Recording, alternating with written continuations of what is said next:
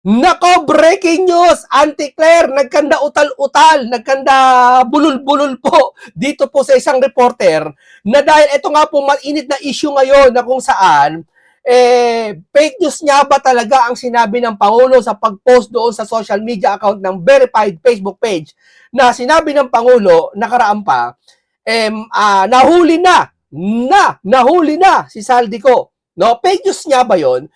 Napaliwanag nga ni Senator Dante Marcoleta nakaraan yan, maaaring walang kinalaman ng Pangulo diyan.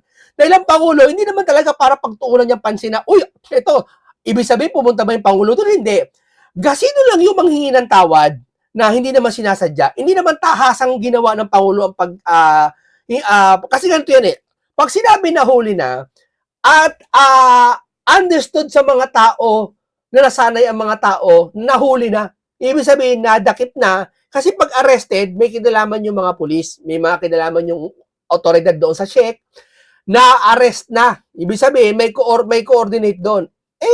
Hindi naman pwede sabihin, arrested talaga eh. Kasi nga, wala pa namang coordination doon, di ba, na talagang may mga pulis doon na papupuntahin doon or pakikilusin yung otoridad sa Czech Republic. Di ba? Hindi naman para sabihin arrested eh. Malamang sa malamang kung ano si Saldi nahuli na ang sasabihin. O sige, ganito na lang, para walang pagkalito. Kung hindi pala arrested ang sinabi ng Pangulo, nahuli na, nabasa natin. Ano ibig sabihin yung salitang nahuli na? Auntie Claire, anong ibig sabihin yung salitang nahuli na? Ano to? Ibig sabihin ba si Saldi ko nakita na? Di sana ginamit yung salitang nakita na. Ano ba si Saldi ko? Natagpuan na? Di sana yun ang ginamit, natagpuan na. Hindi nahuli na. Tama? Ano ba si Saldi ko? Na-hold on? Di sana yun ang ginamit na word, na-hold si Saldi. Hindi, nabasa namin nahuli na. Kaya automatic, na si Saldi ko, hawak na, parang ganun. Gasino lang yung isabihin nyo, sorry. Nagkamali kami. Hindi po pwedeng gawin nyo kasi may mga nadimandang mga vlogger na kung saan nagpakalat ng fake news na humihingi sa kanilang tawad at nagpapaliwanag, syempre, hindi nila pinagbigyan siguro. Kaya siguro ngayon naman sila na biktima ng sariling nilang, ewan ko kung na fake news, ayaw na tanggapin na fake news sila, no? Pero ito sabi ni Harry Roque, no? Ito sa kanyang post, no? Ito paliwanag mo to, Auntie Claire, no? Ang sabi dito ng Presidential Communication Office, fugitive ex-ACO Bicol Rep Saldico arrested in Prague, held. Oh, ito rin, oh. Tapos, binura. Ang sabi, fugitive ex-ARCO Bicol Rep Saldico in Czech custody. Iba na. So, ibig sabihin, kung talagang hindi kayo nagkamali, ba't yung binura to? Ba't yung pinalitan to?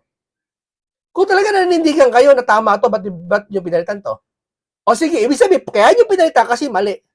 O, pakinggan nyo paliwanag ni Auntie Clara, pakinggan nyo. Hindi lang galing kay Pangulo yung word na arrested. Tama. Hindi galing kay Pangulo yung word na arrested. Pero yung salitang alahuli na, galing sa kanya. Kung hindi pala lang galing sa Pangulo salitang arrested at ang galing sa kanya ay nahuli na, so ano ibig sabihin ng salitang nahuli na?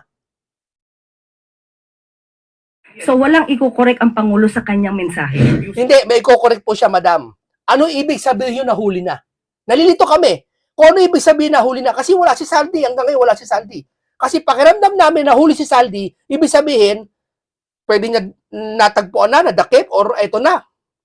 Ano ibig sabihin, mapaliwanag nyo? Para malinawan yung taong bayan. Di ba? Ganun kasimple lang yun eh. Nabanggit nyo, yung term na arrest hindi ginagamit ng Czech Republic, kaya minabuti nating igalang yung nilang nais, no? Pero given na yung sinabing nakita si Saldico doon sa border and then apprehended, whatever, arrested, or hindi nga ginagamit yung arrest, no?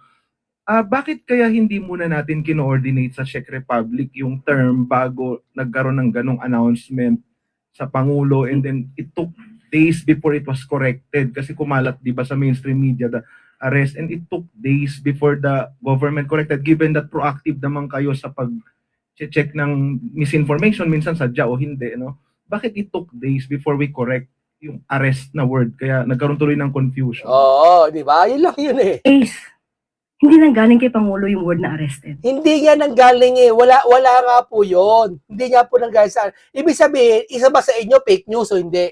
Aminin nyo po. Kung aminin nyo, tatanggapin naman ng taong bayan, hindi say sorry. Di ho ba? Hindi naman, tapos na yung Pangulo. Yung Pangulo talaga, nakita namin talaga, wala siya sinabing arrested, ang sabi nahuli na. Kaya nga, kaya nga ang gusto na namin malaman, ano ibig sabihin nahuli na? Di ba? Pangalawa, alam namin talaga, hindi naman talaga sinabi ng Pangulo yung setang arrested. Pero sino ngayon dapat sisihin doon sa setang arrested? Saka wala naman kami siya sabing arrested eh. Sino ba sabing arrested? Saan ba nagsimula arrested na yan? Ang paniniwala namin talaga nahuli na. Kasi sinabi ng Pangulo nahuli na. Kaya yung nahuli na, ano ibig sabihin niya? Kasi ang setang nahuli na, pakiramdam namin yung time na nag-post si Pangulo, ang unang pumasok sa isip namin na nahuli na kahit Diyos ko po, kahit di na kahit sino eh, pag ikaw nakita mo, nag-post yung Pangulo nakalagay nahuli na, anong iisipin mo? Nagkakape si Saldi? Anong iisipin mo? Tumambling si Saldi? Ikaw, anong iisipin mo pag nahuli, setang nahuli na? Na-capture na si Saldi. Nino? Nang Chic. Anong ibig sabihin nito? So walang iko-correct ang Pangulo sa kanyang mensahe. Hindi, walang iko-correct sa wordings, pero may iko-correct sa pagpapaliwanag, ma'am. Ipaliwanag niya kung ano ibig sabihin na nahuli na. Government, kasi even the PCO used the word. Yes, nung nalaman ito, dahil na-interview si Attorney Polo Martinez, si Attorney Polo Martinez, at sinabi niya, technically, hindi ginagamit yung salitang arrest. So, Hindi niya talaga pwedeng gamitin yung setang arrest kasi nga hindi niya otoridad yung nakaano. Ibig sabihin, hindi naman, kasi pag sabi arrested, pinapahanap ng otoridad. Diba? May kinalaman yung mga police dyan, or authority. Yung nahuli na, anong ibig sabihin? Kung ako reporter, tatanungin kita eh. alam po agad natin to kay Secretary Dave Gomez. So that's the time na kailangan na ayusin yung mensahe para hindi ma-offend or hindi magsalungat. So, ibig sabihin fake news. Nais din ng Czech Republic na mensahe na dapat nating ibigay. Nagkanda-utal-utal na. So, ibig sabihin, kailangan ayusin lang yung salita. Imbis na arrested, gawing nahuli na. Eh, di fake news. Kasi, kung pinaglalaban mo, ma'am, na magkaiba pala ang arrested sa nahuli na, ibig sabihin, magkaiba talaga sa paniniwala nyo. Kasi ang sabi mo, ginamit ng Pangulo, hindi arrested, kundi nahuli na. Ibig sabihin, yung setang arrested, na naipost doon sa official page ng PCO yata yon na pinalitan, mai-correct. So, yung una pala, nakabasa na fake news sila. Ganun ba yon? Tanong ko lang ha. Even na may mga ulat na rin nagsabing baka wala na rin sa Czech Republic si Zaldico, yung possibility na wala na siya doon. Hindi kaya mas maiging inanunsyo, yung anunsyo nangyari muna na nagkaroon ng kasiguraduhan na talagang may uuwi natin from Czech Republic City. Hindi, nahihiya lang to reporter pero parang gusto niyang pasabihin sa tanong niya na fake news na kayo. Aminin nyo na hindi naman kayo permanent na iba kasi talagang fake news sinasadya. Opo, yun ang masama. Halimbawa, inakaraan, palabasin mo may cancer si Pangulo. Kahit alam mong wala naman, yun talaga katahasang fake news yun. Pero ito, hindi naman to fake news talaga, mami. Nagkamali lang kayo ng post na maraming na fake news. Pero hindi siya totally na maitutuloy na sinadya. Say sorry lang to, ma'am, sa taong bayan, ayaw nyo pang gawin. Di ba? Bago ngayon, Sabihin mo lang, sorry. Hindi namin sinasadya, pasensya na kayo. Ba't ayaw nyo gawin? Mag-sorry kayo. sabi ng DOJ mismo, baka wala na siya doon. Hindi kaya tama, naging premature nga po yung naging pag-anunsyo. Ano po, ulitin po natin Ano ba ang inanunsyo ni Pangulo? Hindi naman yan ang tanong eh. Tinanong na kanina yan, di ba? Ang inanunsyo nga, hindi naman arrested. Ang inanunsyo, nahuli na. Hindi lang tinatanong ng reporter. Nasaan ba si Saldi? Nasa Czech Republic pa ba? Hindi po ba ang inanunsyo ng Pangulo, unang-una ay nahuli si Saldico? Totoo naman. Asan ba? Nahuli? Nahuli? Di po ba? Nasa kustodiya ng Czech Republic. Oh. Si Saldico. Totoo naman. At ang sabi ng Pangulo, Sige. nakikipag-coordinate tayo sa Czech Republic. Totoo naman. So anong premature doon? Walang premature doon. Anong nais ng Pangulo? Madala at mabalik si Zaldico dito sa Pilipinas. Tama. Walang pagbabago doon. Hanggang ngayon, yun ang nais din natin. Eh bakit sabi ng balita sa mainstream media, wala daw si Saldi ko dun sa custody ng Czech Republic? Na mga kababayan, ganito lang. Ayoko siyang husgahan. Kasi paniniwala niya yan eh. No? Kayo na lang bahala ang pumatol sa kanya. Yun na lang yun. So anong premature doon? Walang premature doon. Siyempre, if the president makes an announcement na gano'n, there will be expectations sa, finally, nahuli na, and then, pwede na siyang iuwi. Nandun na yung hopes or even expectations from the Tama, correct siya. public na iuwi. But since now, meron ng possibility nga na wala na pala siya sa Czech Republic. So, there comes yung mga, Akala ko ba nasa custody? bakit gano'n?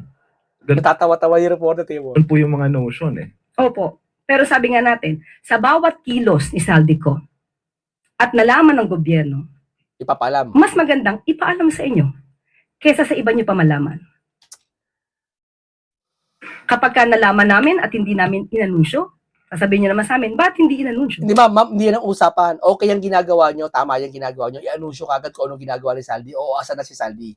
Ang pinag-uusapan dito ma'am, ng reporter, at ang ganda ng tanong sa inyo, inang maraming Pilipino, na kung ba talaga anong ibig sabihin ng salitang nahuli na. Fake news ba yun o hindi? So mas magandang i-anunsyo namin, pero hindi namin sinabi agad na mahuhuli. Kaya nga ang sabi dito, nakikipag-coordinate Sabi, ma'am, nahuli na eh. Dapat ang sinuhuli. Malapit nang mahuli. Nahuhuli na.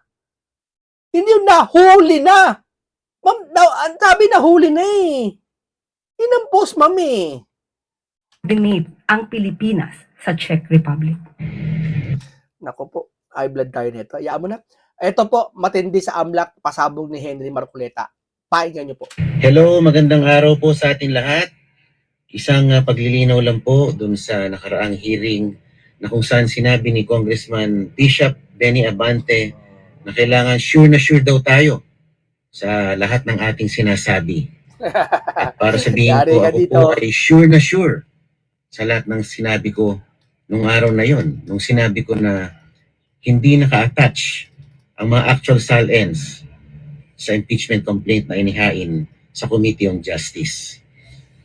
Hindi po sapat na kailangan banggitin lang paulit-ulit ang salitang SAL-ends sa impeachment complaint. Kahit ilang libong beses banggitin yun, pero walang ebidensya, actual SAL-end na kaakibat ng complaint. Kasi pwede sabihin, ay, ang laki ng SAL-N mo, laki niyan. Pwede ka manghula sa isip mo, galing sa nakaw yan. Talaga? Ano ebidensya mo galing sa nakaw yan? Di ba? Bali wala pong sustansya ang complaint. Ang bawat aligasyon po na nakasaad sa isang complaint ay dapat suportado ng mga ebidensya. Kung wala pong kalakip na ebidensya o proof ng mga aligasyon, wala pong sustansya o bigat ang mga aligasyon na yan. Ayun po ang sinasabi ko na ako po ay siguradong-sigurado sa aking sinasabi. Si Congressman Abante kaya ay maliwanag ang kanyang pagkakaintindi ng aking sinasabi nung araw na yon. At isa pa po, mahirap po kasi yung complaint na sinabi nila na ito'y sufficient in form and substance, pero wala naman palang kalakip na mga ebidensya. Mahirap yung complaint na ifa-file mo pa lang, complain now, and seek evidence later. Ito po ay nangangahulugang fishing expedition lamang. Kasi wala pang kaakibat na ebidensya. Nagreklamo ka lang, pero wala ka pang sapat na patotoo doon sa mga aligasyon na ginawa mo. Ang nangyari po kasi, yung complainant, nag-file ng complaint and endorse ng House members, pero nakikiusap pa lamang sa committee na ito para magsabina ng mga ahensya para mag-produce ng mga ebidensya. Parang baligtad po. Ang tamang proseso po, pag ikay maghahain ng reklamo o ng complaint, dapat dun pa lang meron na pong naka-attach na mga ebidensya. Nangyayari po, imbis na investigasyon na nangyayari, exploration. Sige, patawag nyo lahat yan para meron tayong mahanap na ebidensya na ilalakip natin Oh, at ganon. titibayin natin ngayon pa lang. Ganon. Fishing expedition. Oh, dun sa mismong hearing na yon, naghahanap sila ng ebidensya. Eh di wala ka pa palang ebidensya, fishing expedition. Ang mga complaints na ito ay maling-mali po ang ganong proseso o procedure. At sa isang banda pa po, yung isang manifestasyon ko na sinabi ko kay Chairperson Luistro na kailangan meron pong ma-secure na court order ang AMLC at ang Committee on Justice para po makapag-release ng mga bank transactions o ng mga bank records. Malinaw ko pong sinabi yun. Ngunit ang sinabi niya, that is a manifestation that does not require an answer. Pero kung sana inintindi niya na importante po talaga na makapag-secure ng court order bago nila buksan o ukil-kilin ang mga bank transactions na ito. Sabi nga nila, bank transactions lang naman ang aming tinitignan eh. Hindi naman actual bank accounts. Tama bang argumento yun? Ang mga bank transactions, ang kahulugan ng bank transaction, ito yung pagpasok Labas. at paglabas ng mga kaperahan patungkol sa isang bank account. Kaya ang bank transaction at ang bank records o bank account ay iisa lang. Hindi mo pwedeng paghiwalayin yun. They are essentially intertwined. Kaya hindi ko alam kung anong klaseng palusot po yun. Ang mga transaksyon ay hango sa bank accounts. Hindi po ba? Kaya kung sana'y tinimbang at sinuri ni Chairperson Luistro ang aking manifestasyon, eh di sana hindi sila naharap sa mahirap na kalagayan ngayon. Tulad ngayon na sinampahan sila ng demanda ni Attorney Manscarpio. 8 Kaya years ako nga ata. nagbigay ng babala nun. Dahil nakikita ko na may maaaring paglabag sa batas kung kanilang ipinagpatuloy ang gawain iyon. At bilang panghuli sa mga sumusubaybay po ng impeachment hearings, kayo po ay aking hinihikayat na maging mapanuri. At huwag kayong kukuha ng impormasyon sa mga paid vloggers. No? Dahil hindi kayo bibigyan ng tamang impormasyon at tamang pagpapasya. Tama, ganito yan ha. Makikita mo ang mga vlogger ng di bayad, katulad ko. Eto, kumukuha ko impormasyon sa kanya. Nagre-react lang ako. Samantala ibang vlogger, wala silang video, nagsasayta lang sila, nagsasabi sila ng mga kasiraan ng si Sarah, ganyan-ganyan. Wala silang mapakitang sinabi ni Sarah yun. Diba? Wala silang mapakita sinabi ni ganito yun o pinakitang video na ginawa ni ganito yun. Diba? Hindi katulad natin, nagpapakita tayo ng mga video na to. Ayan, nagre-react tayo. Hindi tayo pwede sabihin fake news. Pag sinabi ko, Henry Marcoleta, pag sinabi ko, Auntie Claire,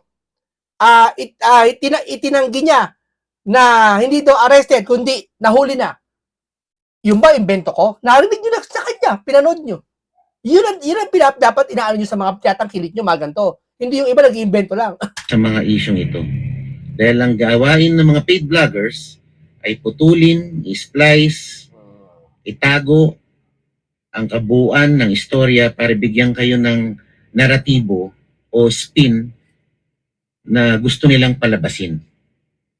Kaya kung kayo ay talaga nagsusuri at naghahanap ng katotohanan, mas maganda kayo ay mag-subscribe na lamang sa mga official sites tulad ng House of Representatives Facebook Live, House of Representatives YouTube Live, para makita nyo ang kabuuang progreso ng hearings. Dahil pagka merong papasukan na yan ng interpretasyon ng mga vloggers, eh mapapasukan na ng bias nila yan.